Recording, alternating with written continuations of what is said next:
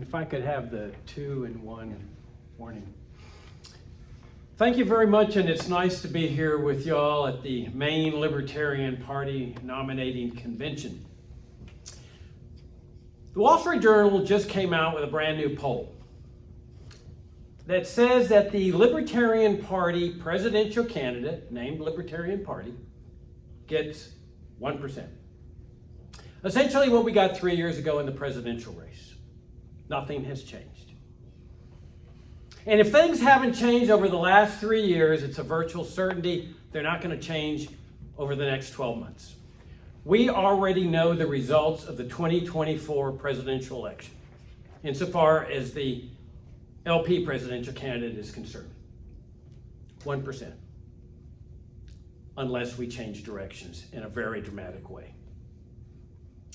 Now, the popular explanation for this tsunami-sized 99% rejection rate among the American electorate is we just haven't gotten our message out. I hold that there's a different, better explanation. The message. The message of reform and Republican light that has come to define this party for the past 20 or 25 years. That message, I hold, is incapable of achieving a major breakout in vote totals. And that's why we sit at the chronic 1%. Now, interestingly enough, we have two presidential candidates in this year's race that indirectly buttress my position. And that's Chase Oliver and Mike Tremont. Chase Oliver, if there's any candidate who cannot say that he did not get his message out, it's Chase Oliver. Chase ran for Senate in Georgia about a year ago. And he was the most influential libertarian in America, as he will regularly remind us. And he was. And he's to be commended for it. He was the deciding factor on whether there was going to be a runoff in that Georgia Senate race, which determined control over the Senate. He got more publicity than I think our presidential candidate got in 2020. It was incredible. He got into one of the debates. He was in a statewide debate with Senator Raphael Warnock, the Democratic incumbent. The Republican Herschel Walker did not show up. So Chase had half the time to get his message out to every voter in Georgia, and every voter in Georgia was watching these debates. They were transfixed on this race, as the rest of the nation was. And what was Chase's message in that debate? It came right in the middle of the debate, and he says, I will be a better exponent of, and this is his term, small government and lower taxes than Herschel Walker will. As you may know, that is one of the most popular mantras in the Republican Party. Small government and lower taxes. But what is successful in the Republican Party does not translate into success for this party. Wall Street Journal poll, 1%. They're already factoring in that we're going to be running that kind of message for our next candidate. Now, at the end of this process, after Chase exhorted people to vote for him, where he got his message out, 98% of the voters said no. I'm not going to vote for you. And he got 2%. And he had run for Congress the year before. Same message he's running on now, 2%. Now, there's something you need to know about Chase Oliver from a personal standpoint, if you haven't already met him this morning. This guy is one of the nicest guys you'd ever meet in your life. We were just chatting out there in the foyer. I mean, Chase is pleasant, he's friendly, he's outgoing, he's committed, he's passionate, he's excited about this philosophy. That means that there is no possibility that anybody voted against him, and those 98% that voted against him because they thought he was a jerk or obnoxious or boring or whatever. Because you can't help but like the guy. Which leaves but one explanation for that 98% rejection rate. That message of reform and Republican light cannot garner a big, major vote breakout in this party. Now, Mike Tremont is pretty much in the same situation. Mike ran for Congress a year ago in the 20th Congressional District in Florida. He got his message out. I'm almost certain he got into more than one debate. He got in at least one debate. He got his message out to every voter in that 20th Congressional District. And what was that message? It was the same as Chase's. The standard message has become stand for this party, reform-oriented, Republican-like, monetary reform, Social Security reform, healthcare reform, education reform, school vouchers, and on and on and on. And at the end of that race, out of 55,000 votes cast, Mike got around 300 votes. Less than 1%. The Wall Street Journal poll, 1%. Now, once again, I've gotten to know Mike a little bit more than I have Chase. I've seen him at more events. You will never find a more likable guy than Mike Tremont. I mean, he's friendly, he's gregarious, he's passionate, he's committed, he's dedicated. You can't help but like him, as with Chase and Lars and the rest of the people in this race. Which means that those 99% that rejected him in that election were not voting against him on personal reasons. Oh, that guy's a jerk or whatever. Which leaves just one explanation. This reform message that has come to define this party and define our presidential races and our national races cannot achieve a major breakout of votes. It's an illusion. Oh, if only we could get into the debates. If you're at 1%, you ain't getting in any presidential debate. Now, there's people that say, well, Jacob, okay, fair enough, but your message can't get a major breakout either. Because you see, they look at my message, which is totally different from all of my opponents in this race. Totally different. For example, open borders. I stand squarely, completely for open borders. Abolish the Border Patrol, abolish the Immigration Service, abolish all restrictions on the free movements of goods, services, and people across borders, which is what this party has stood for over 50 years, as compared to all of my opponents who favor in one form or another some reform, Republican-like reform of this immigration socialist system and the police state that comes with it.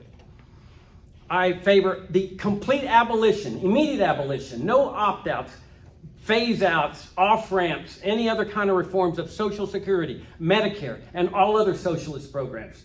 Socialism has proven to be the bane of mankind. To achieve freedom, we need to get rid of it. I call for the end of all drug laws, legalization of every drug, fentanyl, heroin, cocaine. So my opponents and critics in this party say, Jacob, you can't get votes with that message of open borders.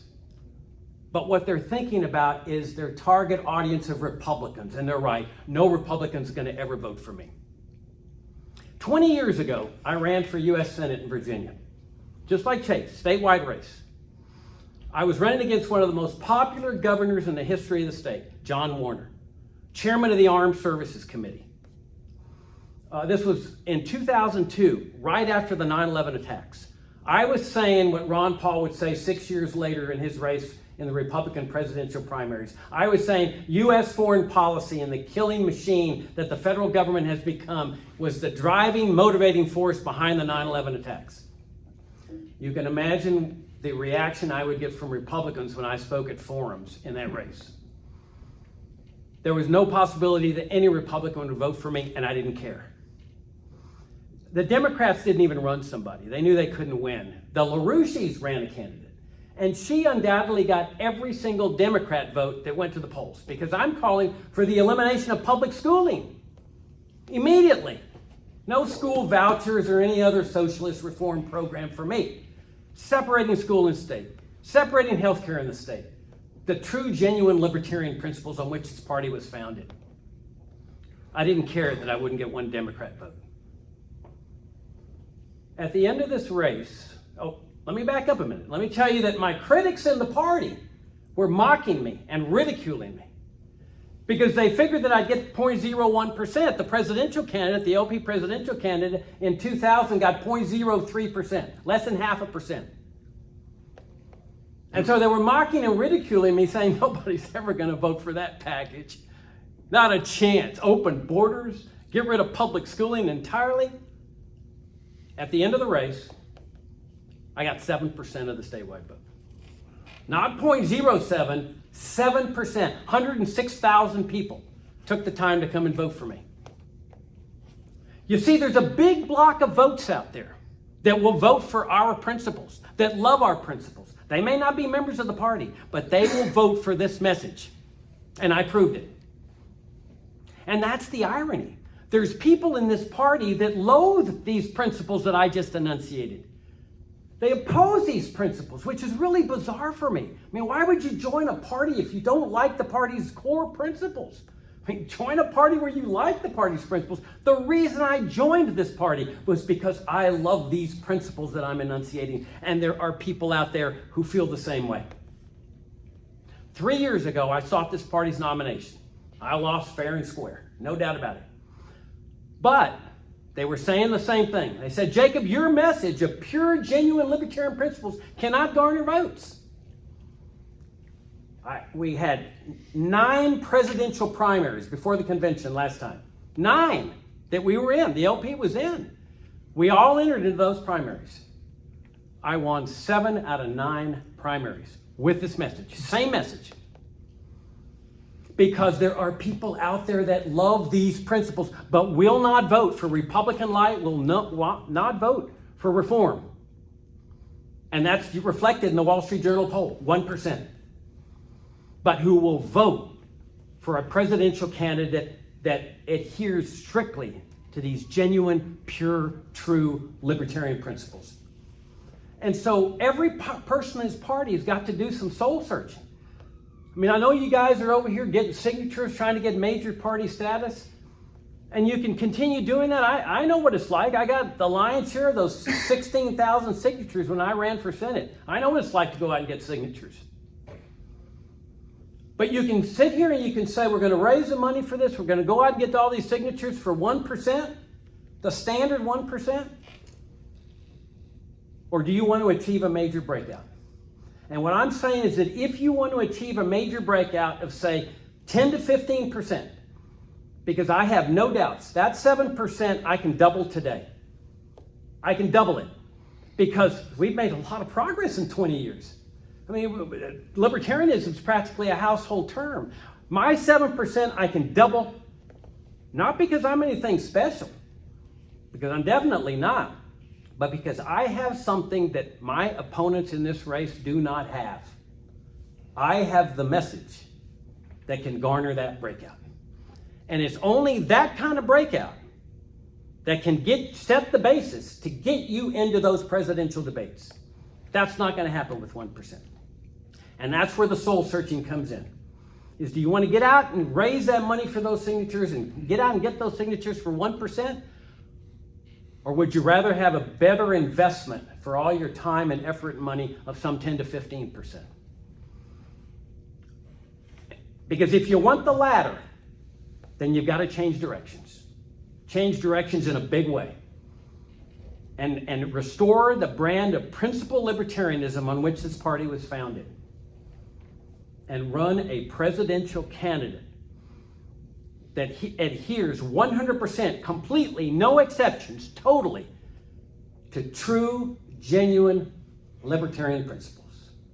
That's how we achieve not only that big breakout that all of us want in this presidential race, where we make the Libertarian Party a force to be reckoned with, but more important, this is how we lead America to freedom, which is our job in this party.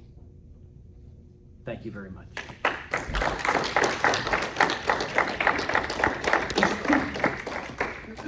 Thank you, sir. Thank you, Mr. Hornberger. And we'll bring Chase Oliver up in just a moment. As you'll learn in your handouts, Jacob Hornberger earned his JD from the University of Texas Law in 1975, and he worked at